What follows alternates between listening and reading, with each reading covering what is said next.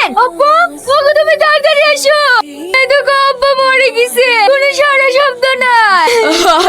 আমি কেন মরতে বানানোর সাথে আব্বার বিয়ে দিল না? তাহলে আব্বাকে অকালে আত্মহত্যা করে মরতে হইতো না। কি বলছি রে? তোর আব্বার বিমানে আমার শ্বশুর ওই পানালির সাথে বিয়ে করবো বলছিল, আমরা বিয়ে দিইনি বলে আমার শ্বশুর ঘুমের ওষুধ খেয়ে আত্মহত্যা করেছে।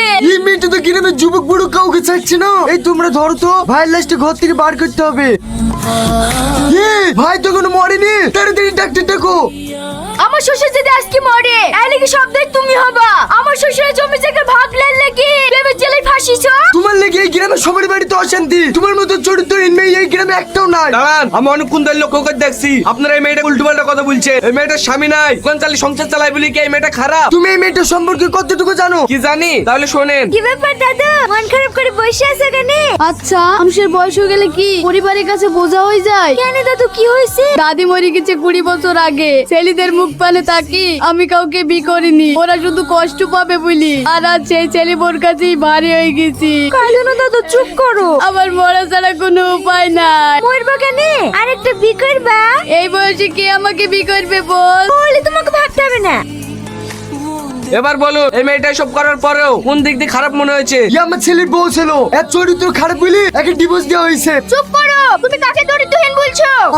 তুমি এতদিন কোথায় ছিলা? তোমাকে আমি কত জায়গায় খুঁজেছি, কোথাও পাইনি। তোমার যে মাথা খারাপ হয়ে গেছিল, কোথায় ভালো হয়েছে? পরে আমি সব বলছি, তার আগে তুমি এই মেয়েটার কাছে ক্ষমা চাও। এরকম মেয়ে কোনোদিনই চরিত্রহীন হতে পারে না।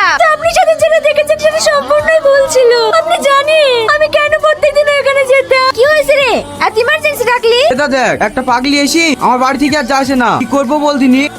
তোমার নাম কি, বাড়ি কোথায়? কি গো কথা বলছো না যে? তাহলে কে ঠিকানে পৌঁছে দেবো কি করি? তাই ভাবছি। তুই এক কাজ কর, ওকে কিছুদিন তোর বাড়িতেই রাখ। যখন ওর স্মৃতিশক্তি ফিরে আসবে তখন ওকে বাড়ি পৌঁছে দিলেই হবে। ঠিক আছে, তাই হবে, কিন্তু তোকে মাঝে সাঝে এসি এই মেয়েটার দেখাশোনা করতে হবে। ঠিক আছে, আসবো। এই আসি, তোর বউ যে চলে গেল, কোথায় গেল না গেল জিজ্ঞেস করলি? ওকে আবার কি জিজ্ঞেস করবো? প্রতিদিন সকাল বিকাল যাই, জিজ্ঞেস করলে বলবে, পরে বলবো। তোর বউ কোথায় যাই আজকে আমি দেখবো।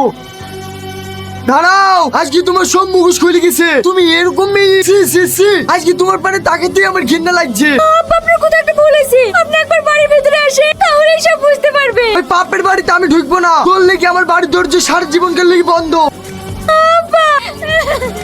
এবার তুমি বুঝতে পেরেছো যে তুমি কত বড় ভুল করেছো? কি ব্যাপার, এখানে এত লোক? লোক হবে না? আপনি যে মেয়েটার লেগে ঘুমের ওষুধ খেয়ে আত্মহত্যা করতে গেছিলেন। আমি কেন ওর লেগে আত্মহত্যা করতে যাবো? আমি তো ভুলে ঘুমের ওষুধ খেয়ে ফেলেছি। বৌমা, আমি সব বুঝতে পেরেছি। তুমি নির্দোষ, তুমি আমাকে ক্ষমা করে দিও।